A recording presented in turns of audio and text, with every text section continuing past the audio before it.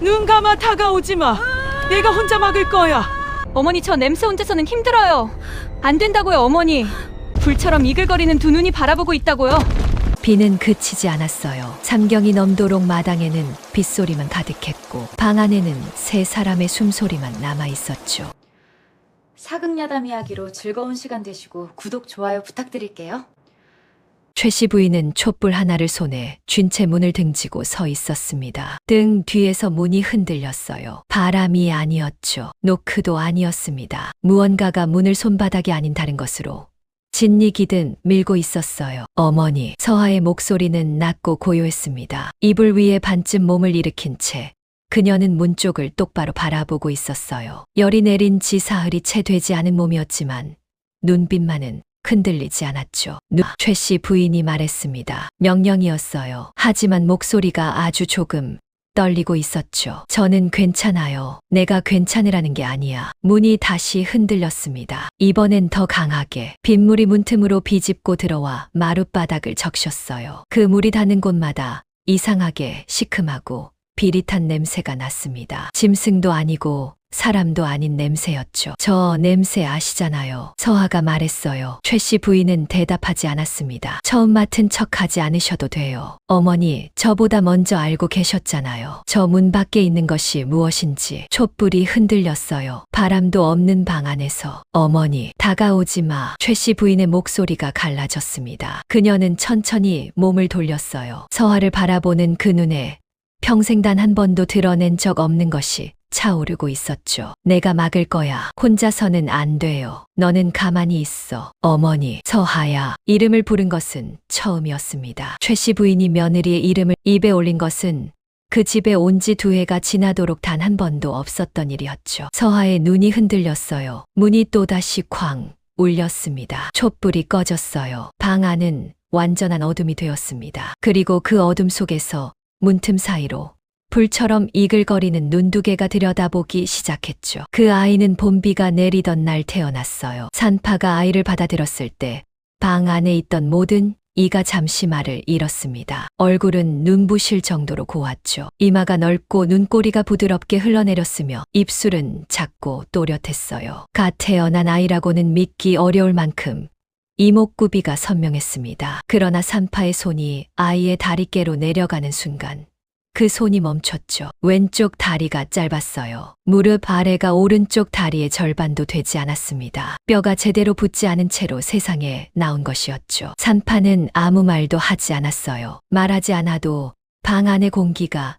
이미 충분히 달라져 있었으니까요. 아이의 어머니는 그날 이후 아이를 윤서하라 불렀어요. 서쪽 노을처럼 아름답되 하늘의 높이만큼 닿기 어려운 것이라는 뜻을 이름 속에 몰래 담아두었다고 했죠. 나중에 서하가 그 뜻을 알게 된 것은 12살이 되던 해, 어머니의 유품 속에서 낡은 편지 한 장을 꺼냈을 때의 일이었습니다. 편지에는 단 한 줄이 쓰여 있었어요. 너는 부족한 것이 하나 있으니 그 하나가 너를 다른 세상과 잇는 다리가 될 것이다. 서하는 그 문장을 오래 들여다봤습니다. 당시에는 무슨 뜻인지 알 수 없었어요. 다만 가슴 어딘가가 묵직하게 내려앉는 것을 느꼈죠. 그 묵직함은 두려움이 아니었습니다. 오히려 오랫동안 이름 없이 자기 안에 살고 있던 무언가에 처음으로 이름이 생긴 것 같은 느낌이었어요. 서하가 귀신을 처음 본 것은 5살 때였습니다. 사랑채 뒤란 감나무 아래에서 목이 옆으로 꺾인 채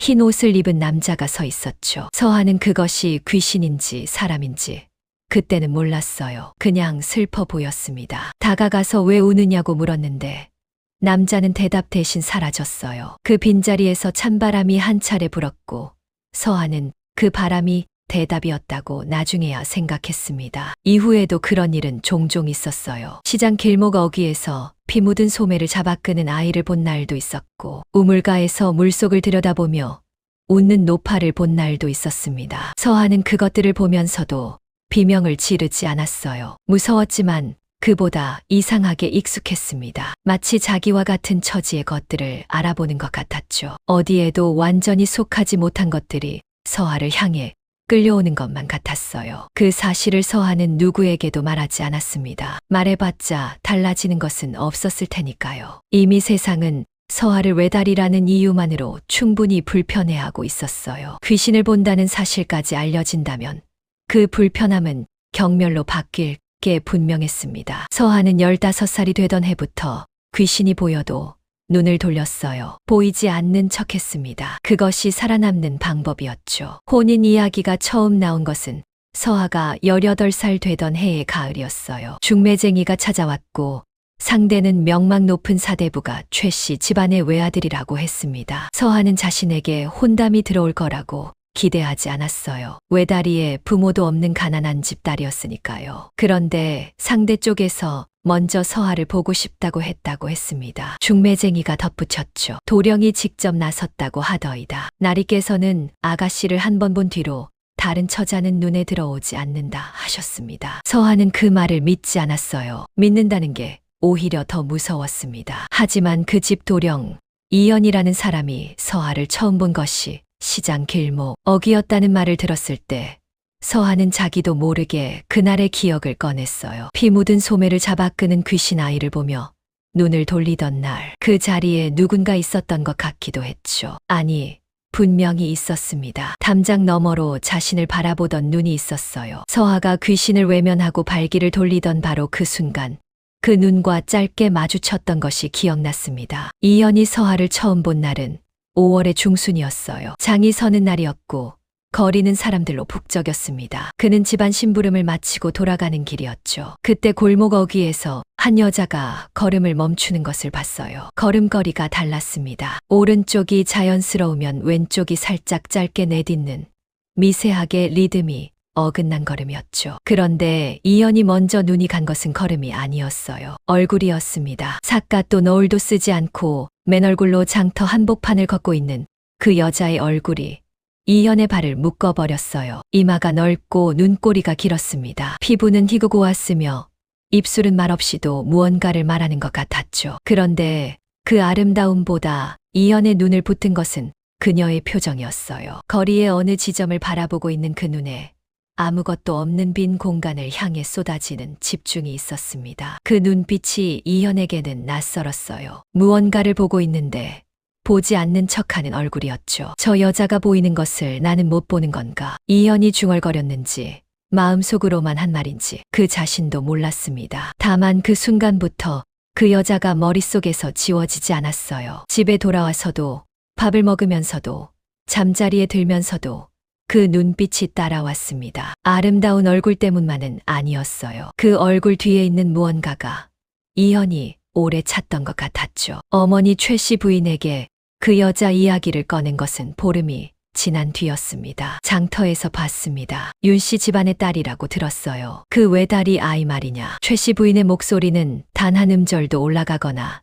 내려가지 않았어요. 냉수처럼 평평했습니다. 다리가 불편한 것은 맞습니다. 최 씨 가문에 그런 며느리는 안 된다. 얼굴을 한 번만 보시면 얼굴이 아무리 고와도 안 된다. 이현아, 집안에 채통이 있어. 이현은 그날 더 말하지 않았어요. 하지만 포기하지도 않았습니다. 그 뒤로 석 달 동안 그는 서아가 사는 동네 길목을 3번 더 지나쳤어요. 한 번은 비가 오는 날이었는데 처마 밑에 서서 빗속을 바라보는 서아를 멀리서 봤습니다. 서아는 우산도 없이 빗방울이 처마에서 떨어지는 것을 손등으로 받으며 무언가를 세고 있었어요. 이현은 그 모습을 한참 바라봤습니다. 빗소리 속에서 서아가 혼자 있는 모습이 왜인지 자신이 눈을 감고 있을 때와 비슷한 느낌이었죠. 조용하고 외롭고 그러나 무너지지 않는. 두 번째는 저녁 무렵이었어요. 서아가 오른손에 묵직한 짐을 들고 장에서 돌아오는 길이었습니다. 왼다리가 불편하니 균형을 잡기 위해 허리를 약간 틀어 걷고 있었죠. 그런데 그 걸음이 이현의 눈에는 이상하게 단단해 보였어요. 흔들리면서도 넘어지지 않는 걸음. 부족한 것을 이미 알고 그것을 받아들인 채로 걷는 사람의 걸음이었죠. 이현은 그날 집에 돌아와 어머니 앞에 무릎을 꿇었습니다. 저는 윤서아가 아니면 장가를 가지 않겠습니다. 최 씨 부인은 아들을 오래 바라봤어요. 다시 한번 말해봐라. 윤서아가 아니면 아니 됩니다. 방 안이 고요해졌습니다. 최 씨 부인은 촛불 심치를 돋우었어요. 그리고 오래 침묵한 뒤 입을 열었습니다. 그 아이의 얼굴은 나도 들어서 안다. 나라 안에서 손꼽힌다는 것도. 하지만 이현아, 아름다운 것은 언제까지나 아름다운 게 아니야. 귀신처럼 드는 병 하나에 다 허물어지는 게 사람 얼굴이야. 어머니, 나는 반대야. 그러나 이현의 눈이 꺾이지 않았어요. 최 씨 부인은 그 눈을 보고 오래 생각했습니다. 결국 그녀가 입을 연 것은 그로부터 열흘이 지난 뒤였어요. 중매를 넣어보자. 그 한마디가 얼마나 많은 것들을 무릎 꿇린 말인지. 이현은 그 자리에서 이마가 바닥에 닿도록 절을 올렸습니다. 최 씨 부인은 아들의 그 절을 받으면서 이유를 알 수 없는 서늘함이 등줄기를 타고 내려오는 것을 느꼈죠. 그것이 예감이었다는 것을 그녀는 훨씬 나중에야 알게 됩니다. 서아가 최 씨 가문에 발을 들인 것은 혼례 이틀 뒤였어요. 혼례는 조용히 치러졌습니다. 최 씨 부인의 뜻에 따라 가까운 친척만 모은 소박한 자리였죠. 하지만 그날 온 사람들 모두가 신부를 보고 입을 다물지 못했어요. 외달이라는 소문을 들었으니 어딘가 볼품 없을 거라고 짐작했는데 막상 대례복을 입고 앉은 서아의 얼굴은 그 자리 어떤 기대도 가볍게 넘어서 있었습니다. 눈, 코, 입이 어느 하나 흠잡을 데 없이고 왔고 그 고움이 인위적인 것이 아니라 뼈에서 배어 나오는 것 같았죠. 이현은 그날 내내 시선을 돌리지 못했습니다. 너무 오래 보지 마라. 최 씨 부인이 낮게 말했어요. 이현은 고개를 끄덕이면서도 눈은 그대로 서아 쪽에 두었습니다. 최 씨 부인은 그 모습을 보며 한숨을 눌렀어요. 아들이 저러는 것은 알겠는데 자신은 도무지 그 며느리 앞에서 마음이 놓이지 않았습니다. 얼굴이 아름다운 탓이 아니었어요. 오히려 그 반대였죠. 저 아이가 가진 게 얼굴뿐이라면 차라리 다루기 쉬웠을 텐데 눈빛이 문제였습니다. 서아의 눈이 때때로 아무것도 없는 공간을 향해 고정되는 순간이 있었어요. 그 눈빛이 최 씨 부인의 등을 서늘하게 했습니다. 혼례 다음 날 아침 서아는 시어머니에게 천문한 인사를 올렸어요. 문안드립니다. 어머니. 최 씨 부인은 서아의 절을 받으며 위아래를 훑었습니다. 서아는 눈을 내리깐 채 조용히 앉아 있었어요. 부드러웠고 기품이 있었으며 어디 하나 모난 데가 없어 보였습니다. 그런데 최 씨 부인이 가장 처음 한 말은 이것이었어요. 걸을 때 소리가 나지 않도록 해라. 서아가 잠시 고개를 들었습니다. 최 씨 부인과 눈이 마주쳤어요. 그 눈빛에 상처받은 기색이 없었습니다. 그저 알겠다는 듯 고개를 다시 숙였죠. 명심하겠습니다. 그것이 두 사람의 첫 대화였습니다. 이현은 그 자리에 없었어요. 있었다면 어머니에게 한마디 했을 테지만 이 두 여자 사이의 일은 이현이 끼어들 수 있는 성질의 것이 아니었죠. 서아도 그것을 알았습니다. 그래서 말하지 않았어요. 첫날부터 그 집에는 말해지지 않는 것들이 벽처럼 쌓이기 시작했습니다. 서아가 그 집 생활에 적응하는 데는 생각보다 시간이 걸렸어요. 다리 때문만은 아니었습니다. 집 자체가 이상했죠. 특히 안채 깊숙한 곳에 있는 별채 하나가 자꾸 신경 쓰였어요. 항상 문이 닫혀 있었고 가까이 가면 알 수 없는 서늘함이 느껴졌습니다. 하인들도 그쪽으로는 일부러 발길을 끊는 것 같았죠. 서아는 직접 묻지 않았어요. 하지만 그 별채 쪽을 지날 때마다 귀신이 보였습니다. 어린아이였어요. 서아의 눈을 똑바로 보고 서 있는 어린아이가 별채 문 앞에 매일 밤 있었습니다. 서아는 그 아이에게 눈을 돌리지 않았어요. 처음에는요. 그런데 어느 날 밤 아이가 손을 뻗었습니다. 서아는 자기도 모르게 그 손을 향해 손을 뻗었고 그 순간 아이가 사라지면서 서늘한 바람 한 줄기가 손바닥을 훑고 지나갔어요. 그날 밤 이현이 물었습니다. 손이 왜 그래요? 차갑네. 별것 아니에요. 얼굴이 창백해 보이는데. 서아는 잠시 이현을 바라봤어요. 저 별채에 누가 있었어요? 이현의 얼굴이 굳었습니다. 짧은 침묵이 흘렀죠. 동생이요. 7살에 역병으로 갔어요. 어머니가 그 이후로 별채를 그대로 두셨어. 서아는 고개를 끄덕였습니다. 아무 말도 덧붙이지 않았어요. 그러나 그날 이후 별채 앞에서 보이는 아이의 얼굴이 이현을 조금 닮았다는 것을 알았습니다. 역병이 마을에 든 것은 서아가 최 씨 가문에 온 지 석 달이 지난 무렵이었어요. 처음에는 소문으로 들렸습니다. 종묘 근처 골목부터 시작됐다고 했죠. 비가 오는 밤이면 삿갓을 쓰고 도롱이를 걸친 귀신 하나가 어디선가 나타나 사람들을 쫓아다닌다는 이야기가 돌기 시작했어요. 한쪽 다리로만 뛰는데 그 속도가 빠르기가 말과 같다고 했습니다. 그리고 그 귀신이 한 번 쫓은 사람은 사흘 안에 열병으로 드러눕는다고 했죠. 서아는 그 소문을 듣고 처음으로 마음이 서늘해졌어요. 다른 귀신 이야기와 달랐습니다. 외달이라는 것이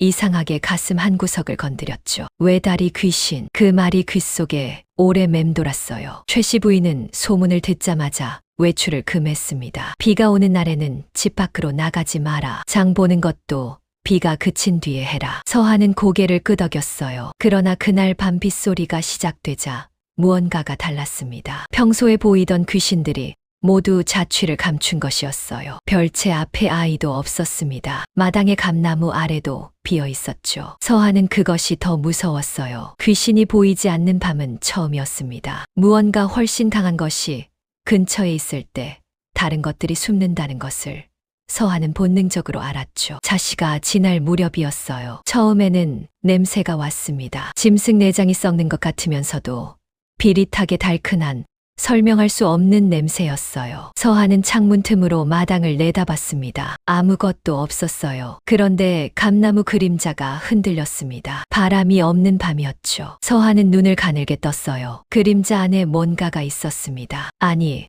그림자가 뭔가를 밀어내고 있었어요. 감나무 그늘 경계선에서 형체 하나가 조금씩 드러났습니다. 삿갓, 도롱이, 그리고 한쪽 다리. 서하는 숨을 참았어요. 형체는 마당 한가운데로 나왔습니다. 비가 내리는데 그 위로 빗줄기가 맞지 않았어요. 빗물이 형체를 피해 갈라지는 것 같았습니다. 그리고 그 형체가 고개를 들었어요. 삿갓 아래에서 두 눈이 드러났습니다. 불처럼 이글거리는 눈이었죠. 그 눈이 정확히 서하가 있는 창문을 향했어요. 서하는 창문에서 물러서지 않았습니다. 눈이 마주쳤어요. 서하가 외면하지 않은 채로 그 이글거리는 눈을 바라봤습니다. 이상한 일이 일어났어요. 귀신의 눈이 잠시 흔들렸습니다. 서하의 왼쪽 다리, 짧고 불완전한 그 다리 쪽을 내려다보는 것 같았어요. 그리고 귀신의 시선이 돌아와 다시 서하의 눈과 부딪혔죠.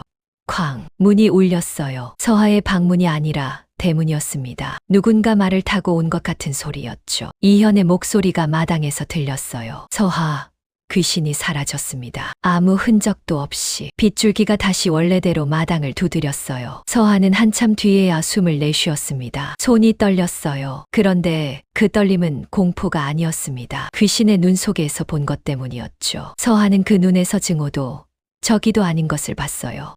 외로움이었습니다. 다음 날 아침부터 서하의 몸이 달아오르기 시작했어요. 처음에는 가벼운 오한이었습니다. 밥상을 받다가 수저가 떨렸고 마루를 쓸다가 빗자루를 놓쳤죠. 이현이 이마를 짚었을 때 열이 있었어요. 누워 있어요. 오늘 아무것도 하지 말고. 괜찮아요. 괜찮지 않아 보여요. 서하는 이현의 손을 살짝 밀어냈어요. 부드러웠지만 단호했습니다. 어머니께 알리지 마세요. 왜요?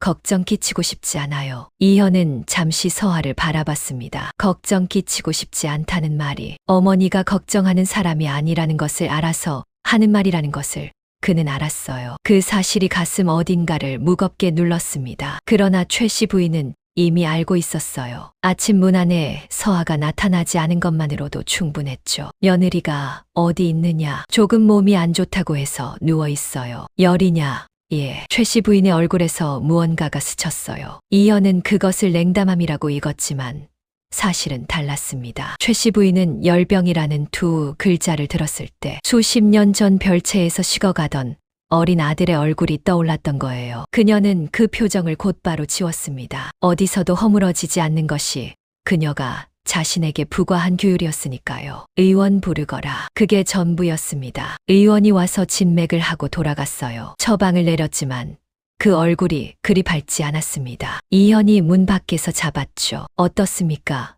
열이 심합니다. 일반 열병 같지가 않아요. 약을 들여봐야 알겠지만 원인이 불분명하니 조심하셔야 합니다. 이현은 그날 밤 서하 곁을 떠나지 않았어요. 서하는 열에 들뜬 상태로 잠들었다 깨기를 반복했습니다. 그러다가 자정이 넘을 무렵 서하가 눈을 뜨고 이현을 바라봤어요. 당신 왜 저를 선택했어요? 이현은 잠시 놀랐습니다. 열에 들뜬 말인 줄 알았는데 서하의 눈은 또렷했어요. 처음 봤을 때부터요. 외다리인 걸 알면서도요. 그게 이유가 되는지 몰랐어요. 서하가 잠시 눈을 감았다 떴습니다. 세상 사람들 전부가 문제라고 하는 것을 당신만 괜찮다고 하는 게 그게 오히려 더 무서웠어요. 왜요?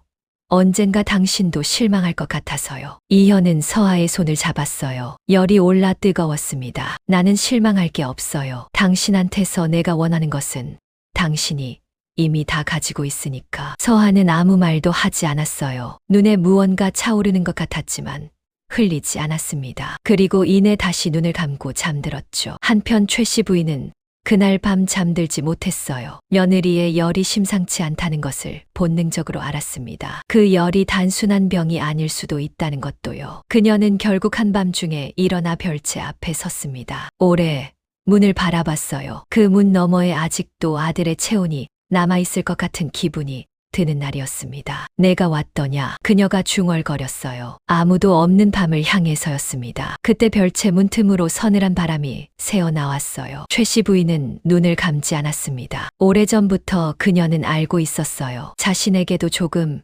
보이는 것이 있다는 것을. 그러나 그것을 인정하면 무너질 것 같아서 평생 모르는 척 살아왔죠. 며느리가 같은 것을 가졌다는 것도 처음 눈빛을 봤을 때부터 알고 있었습니다. 그래서 두려웠어요. 같은 것을 가진 며느리가. 서하의 열은 사흘째 되던 날에도 내리지 않았어요. 약을 넣어도 물수건을 이마에 얹어도 소용이 없었습니다. 이현은 밥도 제대로 먹지 못하고 서하 곁에 앉아 있었죠. 최씨 부인은 매일 아침과 저녁 방문 앞까지 왔다가 들어오지 않고 돌아갔어요. 방문 안에서 그 발소리를 서하도 이현도 들을 수 있었습니다. 어머니가 오셨어요. 이현이 말했어요. 알아요. 들어오라고 할까요? 괜찮아요. 서하는 눈을 감은 채로 말했습니다. 이현은 무언가 더 말하려다 멈췄어요. 서하가 이어서 말했습니다. 들어오지 않으시는 것도 어머니 나름의 방식이에요. 당신은 너무 어머니를 나쁘게 보지 마요. 이현은 잠시 서하를 바라봤어요. 어떻게 그렇게 생각해요? 어머니도 열병으로 누군가를 잃었잖아요. 또 잃는 게 무서운 거겠죠. 이현은 아무 말도 하지 못했습니다. 나흘째 되는 날 밤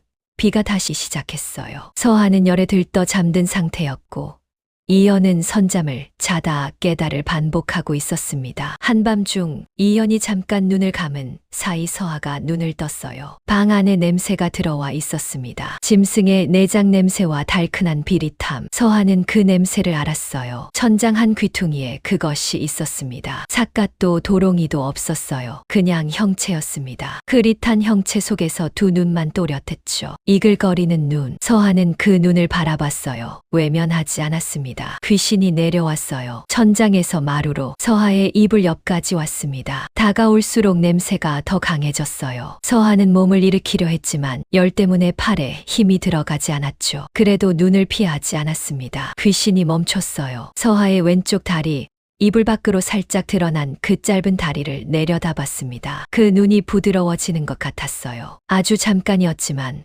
분명히 그랬습니다. 서하는 그 순간 확신했어요. 이것은 단순히 역병을 옮기러 온 귀신이 아니었습니다. 너도 그래서 외로웠구나. 서하가 작게 말했어요. 목소리가 열로 쉬어 있었습니다. 귀신의 눈이 흔들렸어요. 그때 문이 열렸습니다. 최씨 부인이었어요. 촛불을 손에 들고 방 안으로 들어선 그녀는 서하의 이불 곁에 있는 형체를 봤습니다. 최씨 부인의 얼굴이 굳었어요. 그러나 비명을 지르지 않았습니다. 손이 떨렸지만 촛불을 떨어뜨리지 않았어요. 그녀는 한 걸음씩 서하 쪽으로 걸어 들어갔어요. 귀신과 서하 사이에 섰습니다. 그리고 귀신의 눈을 똑바로 노려봤죠. 귀신이 물러섰어요. 한 발, 두 발. 그러다가 최씨 부인의 눈에서 무언가를 본 것처럼 멈췄습니다. 두 사람의 눈이 한참 맞닿아 있었어요. 최씨 부인의 눈 속에는 공포가 아니라 분노가 있었습니다. 어린 아들을 앗아간 역병을 향한 수십 년을 묵혀온 분노였죠. 그 분노가 귀신의 이글거리는 눈보다 더 뜨거웠어요. 귀신이 뒤로 물러나 방을 나갔습니다. 소리도 없이. 최씨 부인은 오래 서 있었어요. 촛불이 흔들렸습니다. 그리고 그녀는 천천히 서하 곁에 앉았어요. 얼마나 됐느냐? 며칠 전부터요. 왜 말 안 했어? 어머니께 걱정을 끼치고 싶지 않았어요. 최씨 부인은 서하의 이마에 손을 얹었습니다. 처음이었어요. 그 손이 잠시 굳어 있다가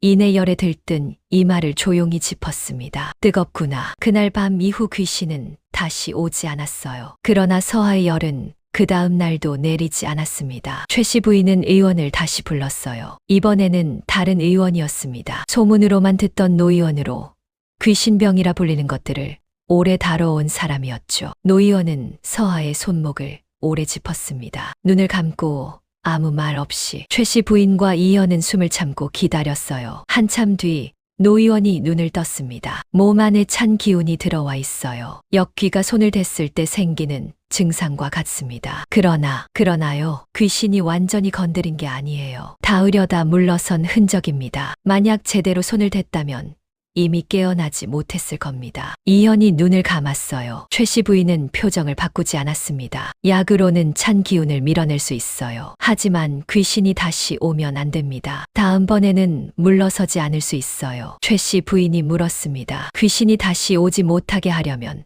어찌해야 합니까? 노 의원은 서아를 바라봤어요. 이 아가씨가 스스로 쫓아야 합니다. 남이 대신해 줄 수 없어요. 귀신이 온 건 이 아가씨를 보고 온 거니까요. 그 말에 방안이 고요해졌습니다. 이현은 노 의원이 돌아간 뒤에도 한동안 말이 없었어요. 서하는 이불 위에서 그 말을 곱씹었습니다. 귀신이 자신을 보고 왔다. 자신과 같은 결핍을 가진 그것이 자신을 향해 오고 있다. 그렇다면 쫓아낸다는 것은 무엇일까요? 두려워요. 이현이 물었어요. 아니요. 거짓말하지 말아요. 서하가 이현을 봤습니다. 정말이에요. 무섭지 않아요. 그게 더 무서운 것 같기도 하고요. 이현은 서하의 손을 꼭 쥐었습니다. 내가 곁에 있을게요. 귀신이 오는 건 나 혼자 있을 때예요. 그러면 혼자 있지 않을게요. 이현 씨.